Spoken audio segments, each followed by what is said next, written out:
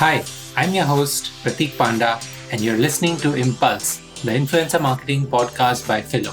Here, we talk to the best and brightest in influencer marketing to help answer all your questions, from finding the right influencers to making sure you have the best influencer marketing strategy. So let's get started. Welcome to another episode of Impulse, the influencer marketing podcast. I'm your host, Prateek Panda, VP of Marketing at Phyllo, the universal API for creator data. Now, joining me today is Jim Huffman. He's an author, entrepreneur, and CEO of GrowthHit. Jim is a banker turned entrepreneur who has grown not only one, but two startups to raise over $10 million in sales.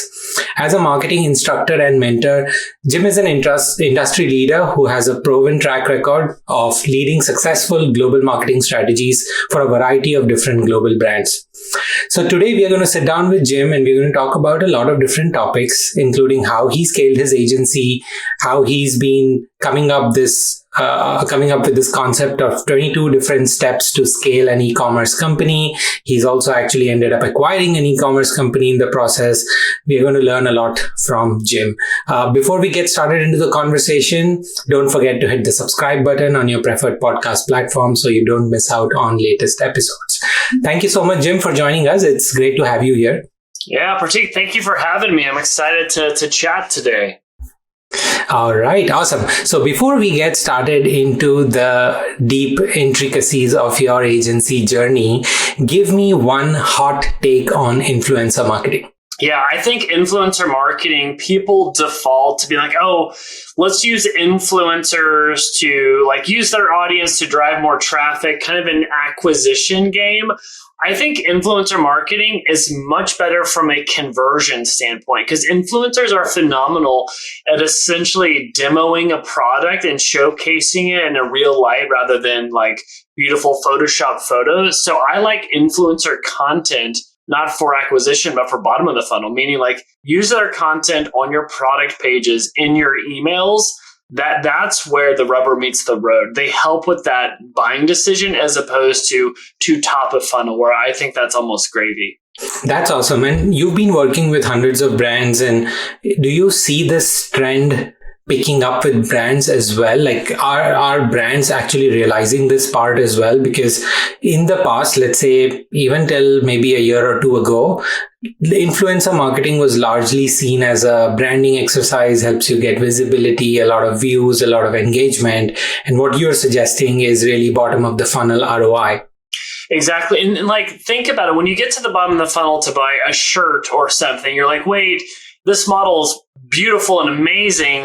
How's it going to fit on me? And obviously a lot of influencers also look nice, but it's real content. It's video content. They're showing you how it moves and how it works. And a lot of people want to see the authentic user generated content. And that's what gets people over the edge because there's a lot of reasons why people don't convert. It's confusion, it's size, it's fit. And influencers are kind of black belt at demoing products and showing you that nuance that you need to make a buying decision. And I'm surprised when more people don't do that, because if you look at some of the best brands, go to the product detail pages and look at the influencer and user generated content they have on the pages showcasing the product. There's a very smart reason why they're doing that. That's awesome. And we will touch a little bit more on this UGC aspect or user generated content. But before we get into that, tell us a little bit about your background and journey. How did you go from investment banking to marketing to starting your growth marketing agency? Yeah, I was a finance major out of college. I had no idea what your options were. I thought it was you could be investment banking or consulting. So okay, I'll do option one. Went down that path, lived in spreadsheets for a while, quickly realized I think there's some other options that are out there. And I left the supposedly safe job, worked at a startup writing email copy for newsletters, doing Facebook ads. People are what are you doing? I had no idea what I was doing, but got lucky, was a part of some high growth startups. And as a non-technical person, that means you're marketing and sales. I was in New York at the time. And then I also got connected with some venture capital firms and startup accelerators where I was mentoring founders on growth and marketing. And that led to me being this accidental agency owner. And that was over 6 years now, kind of going down this path. But I got lucky in the sense that I was really obsessed with this idea of growth hacking and growth marketing as I was kind of starting to consult on the side. And by choosing an emerging category that had high demand and low experience allowed me to shortcut working with some bigger companies that I wouldn't have been able to do if I would have been like a generic marketing agency. So that's kind of like the winding accidental path from finance to having a growth marketing agency. That's amazing. I have friends who've moved from finance to marketing, and it can be tough, right? And it looks like you've pretty much done everything, getting your hands dirty with, everything marketing. Tried. There's like this idea of a T-shaped marketer, right? Where, okay, let me understand at a high level or surface level all the things of marketing, like paid acquisition on social and Google, SEO, product-led growth, conversion rate optimization. And then you want to be intentional with where you go deep, right? It's like, I'm really good at scripts and content creation for influencers, or wow, I'm really good at like UI, UX and like onboarding people. And I think it's in the early days, figuring out where you can go deep versus where you're kind of better at more of a surface level. Yeah, since you mentioned a T-shaped marketer, so many different concepts keep coming up. One of the ones that I am, starting to get more aligned with is called a pie-shaped marketer. Pi as in the Greek alphabet. So basically, you are trying to be good at two things. When I look at myself as a pie-shaped marketer, I feel like I have two things that I'm strong at, which is product marketing and growth marketing. So I know we're digressing a little bit here, but all the marketers listening to the show, look up pie-shaped marketer. I think MKT1 has an entire blog on this, and we'll link it out as well. And it's a really good read. And it just tries to say that, so much is expected out of marketers these days that, probably T-shaped is not enough. You have to, build your expertise in more than one segments, right? Life's tough. It's getting tougher as a marketer. Right. Yeah. And marketing means a bazillion different things to a bazillion different people, right? When you do marketing. So yeah, it's a tough brush to be painted with, I guess, sometimes. Yeah. Talking about tough life of a marketer, what does your day look like as the CEO of GrowthHit? You're running a fairly big, fast-growing growth marketing agency. What does your day typically look like? What keeps you excited? Yeah, I think everyone listening, you wear different hats. So it's like, what hat am I putting on today, right? So one hat is like, we're approaching 40 people, like a mid-7-figure agency. And, a lot of times I still wear sales as a hat. That is a very important one where I'm like overseeing, okay, are we getting enough traffic, enough leads? How are sales calls looking? How are we progressing? How's the pipeline?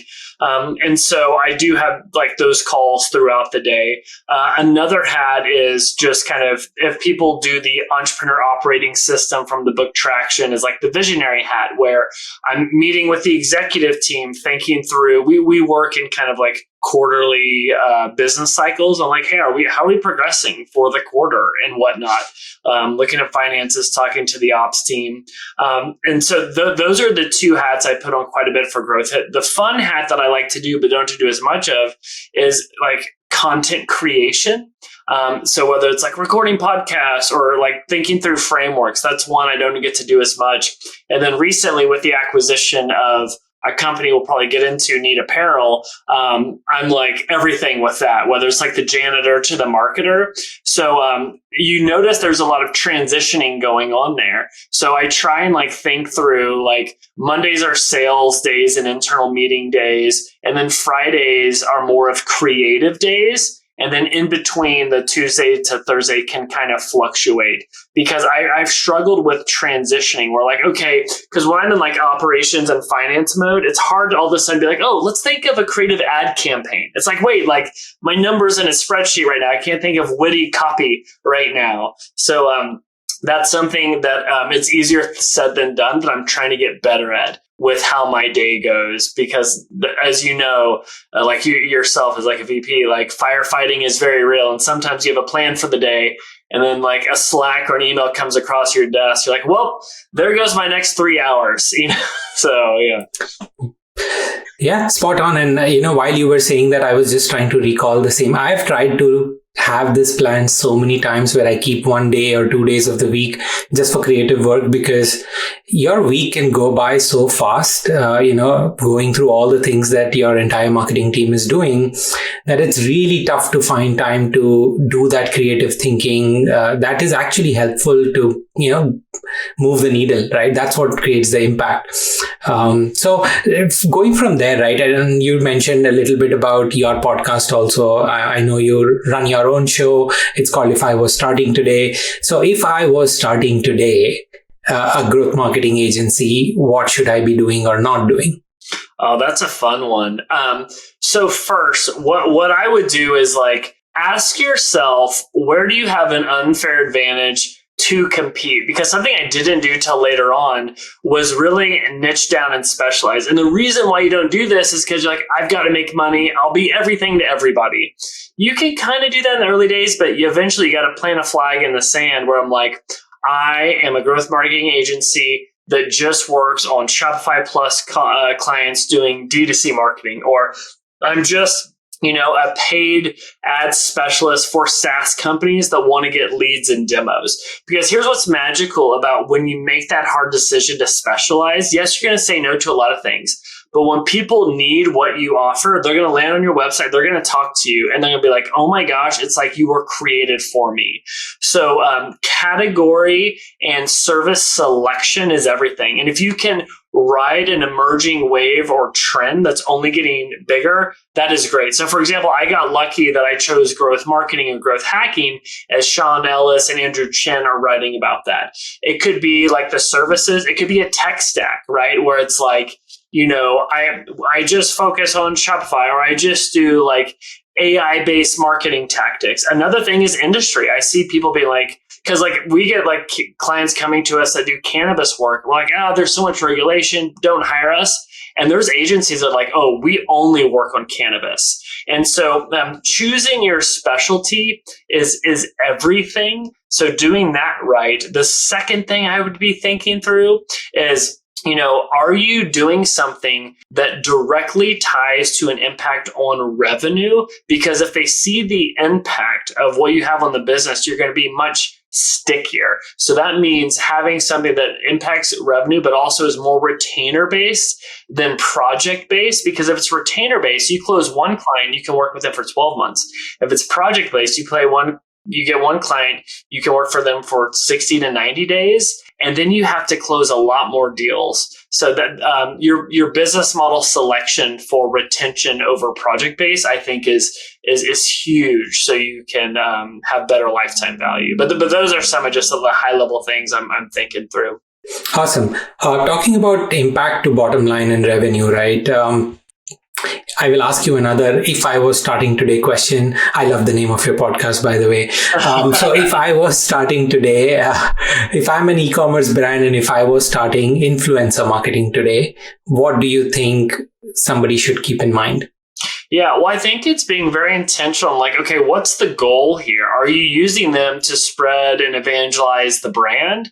Or are you using or leveraging influencers to get some amazing content that you can use for other purposes, right? And so if it's the first question, ask yourself, I think it's easy to fall in love with the idea of an influencer, whether it's a big one or a micro influencer. But ask yourself, do they have an engaged audience that actually aligns with the problem we're solving or the product that we have? Because we've had some better success going with micro influencers that maybe have a small audience to the eye, but geez, when you get the product in front of them, it resonates and it works extremely well. So that's one call out. The other thing is, there's an example of a client that I think did influencer marketing the best that I think is worth highlighting. So it's Ballin Nursing Shoes, and they make ex-Nike team that makes shoes for nurses. They look really cool. So instead of wearing Crocs, wear these. And what they did with influencer marketing was really best in class. I think a lot of brands should emulate. So first, They built up a database of all nursing influencers. They did interviews with them to really like get feedback for them on product development. They spoke to over 200. And then when they were able to launch their shoes, they recorded like this funny video, and instead of getting actors, they had influencers play all of the roles. So the video launches, influencers are featured in it. They do this thunderclap of making noise where all these micro influencers are posting it on their Instagram. They had one main nursing influencer that posted on theirs. They ended up doing like 1.5 million in sales in 72 hours on the back of that campaign. So if I were starting today, I would copy that exact playbook and approach it that way if the goal is acquisition. That's amazing. I think that example is also spot on. And from that, right, going to an e-commerce brand that you ended up acquiring, how did that happen?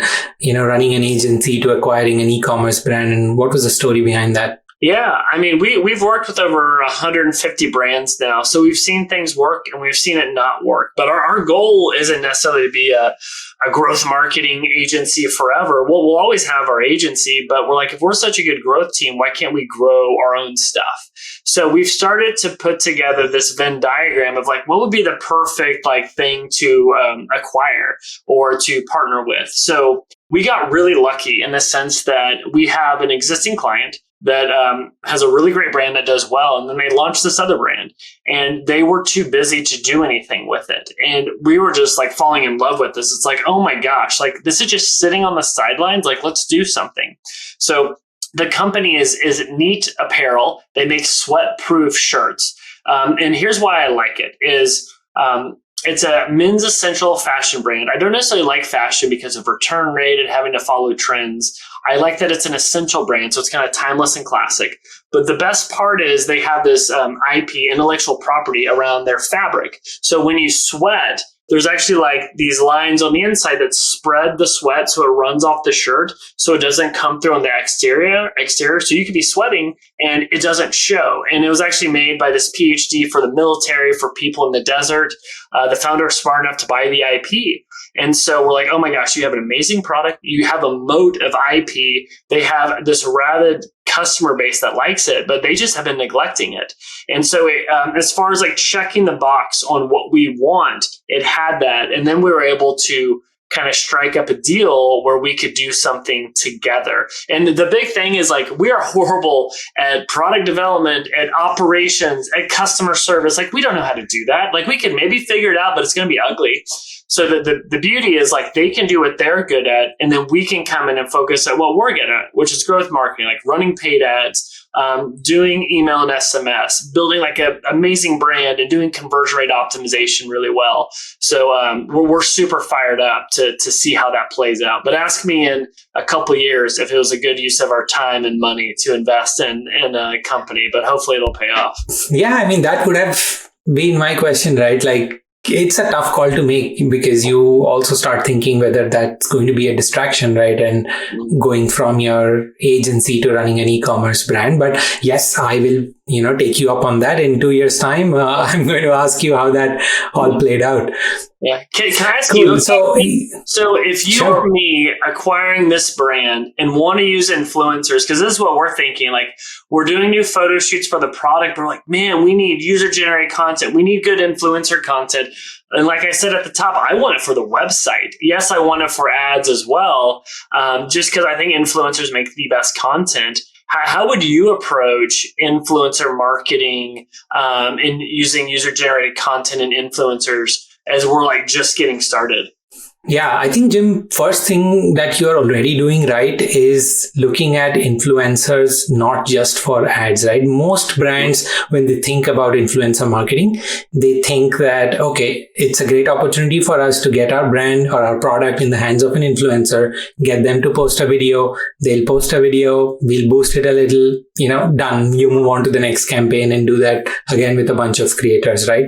The idea is to also look at influencers truly as creators. And when you start looking at them as creators is when you start thinking about user-generated content. How do I get some of this content onto my website, onto my social channels, onto my newsletter, and so many other places, right? And I think that's first and foremost. Two is I'm a big fan of micro and nano influencers, especially when you're starting out. I think you can really go very specific into a niche and, handpick the kind of influencers you want to work with. A lot of brands that are launching today out of Shopify stores or, different other platforms are also selling globally. So the other factor that I would keep in mind is take care of diversity and inclusivity from the beginning itself. And that doesn't just mean that, I'm going to do that because that is expected, but make that as part of your, day to day. Talk to different kind of influencers and creators so that you truly understand what this product means for you, right? And let's say for your case, you have this great t-shirt that works in hot climate. Of course, you should go talk to influencers who live in India and Southeast Asia, parts of Africa, South America, where it gets really hot and sweaty and humid. Right? There are hot places which are dry too, where you don't sweat a lot, but there are like extremely hot and humid places as well, which would be great markets for something like this. And bringing on those kind of stories as part of this user-generated content is what is helpful. So I would say, do these top 3 things at least, and you would be like ahead of 90% of the brands out there just by doing this. That's awesome. I like the international component as well as like going to those countries that have like the hottest climate. We're thinking through the US states, but like the international approach, like, oh man, I love that idea. Yeah. I mean, see, it's not just about people. I am a brown skinned person from India. I tend to sweat more than maybe more white skinned people in the US, right? And I lived in California. I'm now in Canada. So that doesn't matter. I still this is my skin type. This is my body, which means that you also have to talk to more diverse influencers or creators. Even if they are in your market that you want to sell, you have to talk to different people because that's when you get the true insights out. But more than that, as you do these stories and post it out on your channels, on your website, somebody else connects with that story because they think that, oh, that's me. I need to get this because that's exactly my problem, right? And it's not so much, yes, of course, weather plays a part, but a lot of other factors play a part in, whether you sweat or not, right? Like it's weather, it's your skin type, it's what you eat, so many other factors, right? How much you work out and so on, right? Adding that layer of diversity and inclusivity, I think is extremely helpful in the early days. It helps shape not only your brand, but also helps build a stronger, close-knit community, which is, as I would say, has deeper impact long term. Awesome. Well, I need to send you a shirt as well for when you're going back home to India, so you can run hot and look cool. So yeah. Thank you so much. Looking forward to that. All right, cool. So you've worked with a lot of e-commerce brands also, and since we were talking about user-generated content, right? How else are you using user-generated content, or are you using influencers for doing content more than just like promotions and ads? Yeah, I mean, we love user-generated content. Obviously, like some of our social ads on Facebook, Instagram, Meta, our best performing ads almost always have user-generated content or influencer content on it. But for us, we really like hang our hat on conversion rate optimization. And as we do more and more research on like brands, there's literally no more than 7 reasons why people don't convert. It could be confusion, quality, sizing, pricing. And so a lot of those are like value and trust signals, right? So influencers do a phenomenal job of it. Feels authentic. It feels real because it is on like how they showcase the product, which when you try and kind of do it yourself on the website, or you're doing with like an e-commerce photo or video shoot, it just doesn't come across the same way. So on these product detail pages, we love having this kind of strip of like 3 to 5 influencers showcasing the unboxing, showcasing the details of the stitching, Also like how and when to wear it. Because if you can own more use cases in the mind of a consumer on how to wear a shirt or when to wear it, you're increasing the frequency of it and you're going to increase the overall value, where someone's like, oh, I'm going to wear the crap out of that. You know what I mean? That's my new go-to shirt or whatever it is. And so influencers are a secret weapon for the bottom of the funnel for conversion rate optimization. So we love it on PDP pages. We love it on home pages as well, as we're like funneling people to flagship products and categories. So that's been a huge component in how we use it. I think that's pretty cool. And you've mentioned this a couple of times. Your focus is on bottom of the funnel, driving sales. What other metrics are important for you as you plan out influencer campaigns? Let's talk in the scope of e-commerce, since you've worked with a lot of brands in that space. Yeah, I mean, as we go from like top to bottom of the funnel, like obviously if we're running ads, like we love seeing just like engagement on an ad with influencer content versus static image versus tech spec ad. That's where you're showing like the nuance of the product versus professionally done. Because the other key thing is whenever you're running like Facebook or Instagram ads, you have to play by the rules of what Meta and Facebook say. And before you can go for the purchase, they care about engagement. They care about monthly active users. So what content gets people to engage? And so if you want to have like really efficient spend, influencer content can be great for just playing well with the algorithm. So that's one, is like, what's the engagement, click-through rate at top of the funnel to help with the overall health of our campaign? And then no doubt we care about going for the jugular for ROAS and cost per acquisition. At middle of the funnel, really what I'm looking at like with like influencer content is like we'll do some pretty extreme experiments on landing pages from ads, where we'll have a cohesive experience from an influencer ad. They land on the page. There's that same influencer talking about it. Maybe it's a little bit more long form, because if you're on a website experience, they're going to be there longer than potentially on the social platform.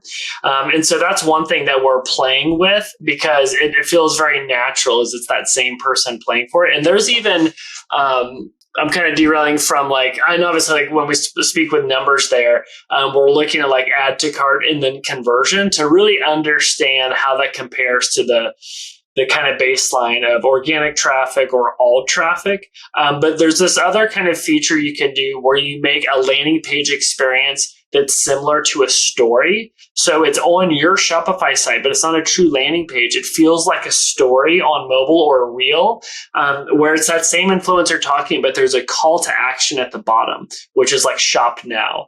And so that's been really helpful with getting our conversion rate up. But it's all kind of built on the back of influencer content in what is a much more fun way to experience content, experience a brand, experience a product, if the influencer does a good job of making the content. That's awesome. And I think, the key thing is what you said at the end, right? Like identifying influencers who would be best for you and therefore would do a great job at producing that content, right? Mm-hmm. How do you go about finding influencers for the brands that you work with? Yeah, I mean, there's a few different ways. Like there's obviously platforms out there that we can use to source it, is one way.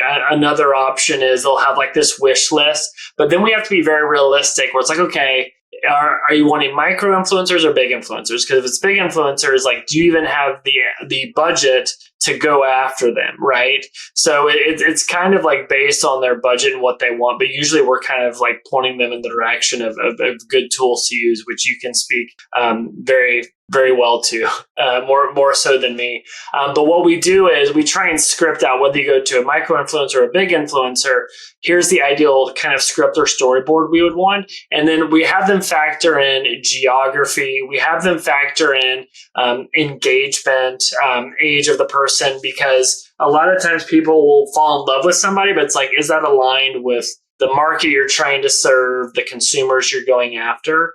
So kind of have to reel them in a little bit. Awesome. And let's talk a little bit about influencer marketing and growth marketing, right? You've been talking a lot about, conversions, ROAS, and so on. What do you think is the relationship between influencer marketing and growth marketing? And I'll add my perspective on what I think is going to happen, but what do you think about what's happening and where is it headed? Yeah. So if we think of growth marketing, like what does that mean compared to traditional marketing? Traditional marketing is more top of the funnel where it's like, okay, we come up with the Mad Men style ad campaign, we get it approved, we put it out there, boom, we make money, we sit back and drink our scotch, right? Growth marketing is more of this kind of full funnel approach where it's like, how can the marketing team be involved and not just top of the funnel to drive traffic, middle of the funnel to activate it, bottom of the funnel to get conversion, and then also how do we turn customers into marketers with the idea of like referral mechanisms or growth loops, right? So think of it as traditional marketing has one key touch point to have an impact. Growth marketing is all through the funnel. So if we have that foundation of what growth marketing means, the question is, okay, where does influencer marketing play in this? Because I think naturally it's like, oh, ads, top of the funnel, and then we're done, kind of like what you said. Whereas I think that's kind of like just the tip of the iceberg. For us, it's much more around that bottom of the funnel. That's where we've seen the biggest improvements. And like the top of the funnel is just icing on the cake. So it's like, where can you do that? Even at bottom of the funnel, when doing that referral mechanism, is you can even turn like VIP customers into marketers where you're like, hey, if you like share a video of the product, if you share an image of you in the product, we're going to give you a discount, give you a free product. Or if you like yourself, like share this out, we'll give you these incentives. And so those are things that we think through that work extremely well. The other component I'd say with this is, when I think of growth marketing, you have two ways to do growth marketing when you're building out your growth calendar. You have always on channels that you're always doing, but then you have marketing moments that you're not always doing, but you can do 1 to 12 times a year. So with your marketing moments or growth events, the question to ask yourself is, when am I deploying influencer marketing to make noise? I like doing it in one of two ways. One is when we are in peak season where there's high demand, how do I amplify that by getting the word out there, by doing a big influencer campaign to spread it across with 50 influencers to make noise? So that's one.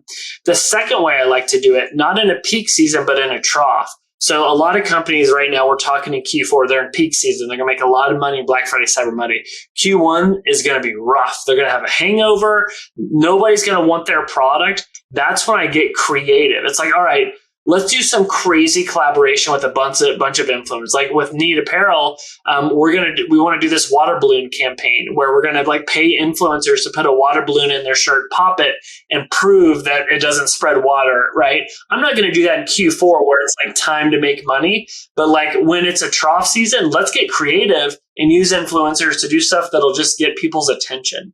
So those are ways that I think through when building out your growth plan or strategy. That's super cool. And, I think that's the key thing, that you have to look at influencer marketing as pretty much a means to growth, and you look at the entire funnel and plan things accordingly. And what I wanted to get to also is, if you're a growth marketer and you're listening to this, you have to start understanding how influencer content works, how influencer marketing works, because at some point, I know today a lot of companies actually have a separate influencer marketing team, but pretty much they would have to become a part of the growth team for them to be effective. And as a growth marketing leader, you have to start getting serious about this. Yeah. And I'd even say having a connection with customer service, because like as you start to see why people return it or don't like the products, like, wow, people like don't understand fit. So the returns are high. It's like, boom, let's do an influencer campaign that talks about this material and how it fits a little bit differently and what to know.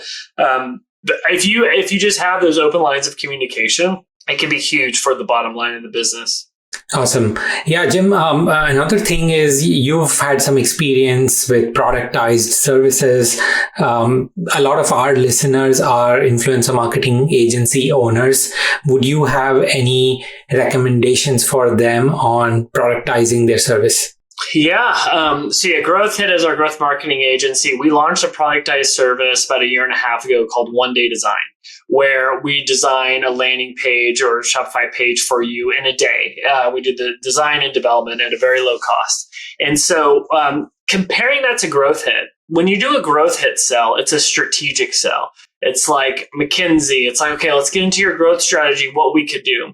When you sell a productized service, it's not a strategic sell. It's a transaction. It's a transaction-based sell where it's like McDonald's. You want a cheeseburger or chicken nuggets, right? It's black or white. So the first thing is, and in the early days, it's okay to experiment, but like really get dialed in what that offering is, what the price is, what your margins are. Because what's nice about it, you're going to be able to scale much better because you as the CEO are going to have to like do this strategic sell. It's going to be very black and white. But to do that really well, think through, there's this idea of offer-led growth, where if you come up with the most irresistible offer where it's like a no-brainer decision, you're going to make it so much easier for your sales team.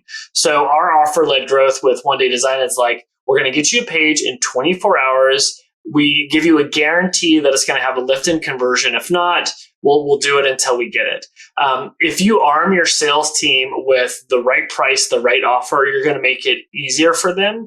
And then there's a whole conversation on like growing and scaling. But I think if you nail those things, it'll help quite a bit. And I'd even give the same advice around like with GrowthHit, niching down and focusing. I think it's okay in the early days to like put some blinders on and just focus on like, oh, I only work with fitness influencers or only work with influencers in the bridal space or whatever that would be. I think it's okay to do that. And then you could always expand later. Super cool. All right, Jim, I think we are getting towards the end of our discussion, and I want to ask you something a little more fun before we, head back to our day jobs. Which influencer would you most like to take out to lunch and why? Oh man, that's a good question. I don't know if we'll call them an influencer. It's all about like how we define an influencer. But I think it's fairly top of mind because I did this like retreat thing where we did ice baths. But I think Wim Hof would be like really just different. I could choose a bunch of business people, but with Wim Hof, I mean, who has like had a bigger influence than him lately? Like you see all these ice bath companies that are emerging in that trend, and it's really on the back of the influence he's had with that. And so I think that one would be very different from my normal lunches. So I'd go with Wim Hof. Yeah, that's super cool. And, talking about ice baths, it is intense. Like you spend a day or two on Instagram or TikTok, it is not possible that you've not come across a ice bath video, somebody jumping into an ice bath, right? It's like suddenly this craze, right? It's crazy. Yeah. No, it's so crazy. And I did it, and it was like transformative, but I haven't done it again. I need to man up and do it some more. I know some folks who've been so addicted to or have enjoyed the ice bath experience, they've gotten stuff installed in their own houses. Yeah. So it's pretty cool. It maintains a consistent temperature. You don't really have to plunge ice in it and, then jump in. But there are so many companies now building these products. It's almost like a sauna for a portable sauna, but for ice baths. Yeah. It's pretty cool how industries get created. Yeah, exactly. I respect the hustle. It's awesome. Awesome. Jim, as we sign off, do you have any recommendations or advice for all the marketers listening to this? No, just embrace failing. Like we're always put on pressure to come up with a campaign that outperforms everything. Like that's not how it works. Like you mess up a bazillion times and then you have one thing that kind of works and you ride that. So I would just embrace failing and iterating your way to finding the right path, the right ad, the right influencer campaign, and don't be so hard on yourself.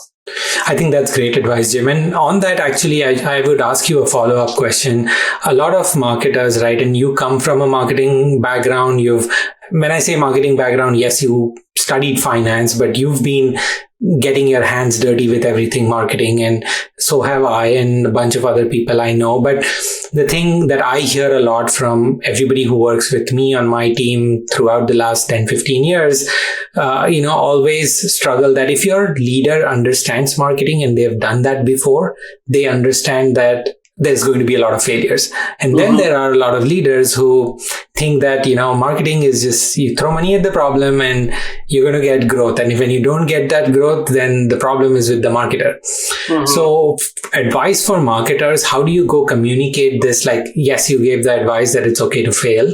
How do you have this conversation with your stakeholders that this is how marketing works? Yeah, that's a really good question. The first thing I like to do is understand what language they speak. Are they a brand person that speaks in Photoshop? Are they a salesperson that speaks in that language? Are they a numbers person that speaks in Excel spreadsheet? So it's okay, what number or what language do they use? What do they care about? So once we know their kind of business love language, then I start to approach the conversation, and I try and get buy-in on yes, we need lift in sales or leads or whatever it is, but it's also wins are also standing up experiments and having these milestones. And by doing that, you start getting them bought in on the process. And the more they start to see the input in the machine you're building, the more comfortable they're going to be with, hey, when a campaign isn't a rainmaker campaign and it's flat. So it's understand their language, speak their business love language, get them involved at whatever level on the process and the machine you're building. Because if they see that, then they'll understand the highs and lows. Because the worst thing that can happen is you don't speak the language and they think marketing is a black box where all of a sudden you emerge with results. And when that doesn't happen, they're I'm going to get a new black box. That could be dangerous. All right. Awesome. I think that was great advice, Jim. Thank you so much for spending time with us today. And it was, an absolute blast talking to you. Yeah. Thank you for the time, man. We're really excited to be on here. All right. Thanks a lot, Jim. Awesome. Thank you. Impulse, the influencer marketing podcast, is brought to you by Phyllo. Phyllo is the easiest way to get access to authenticated creator data from hundreds of different platforms. To know more about Phyllo, visit getphyllo.com. That's getphyllo.com. Also, make sure to search for Influencer Marketing Podcast in Apple Podcasts, Spotify, Google Podcasts, or any of your favorite podcast listening platforms. And don't forget to click subscribe so you don't miss out on any future episodes. On behalf of the team here at Phyllo, thank you so much for listening.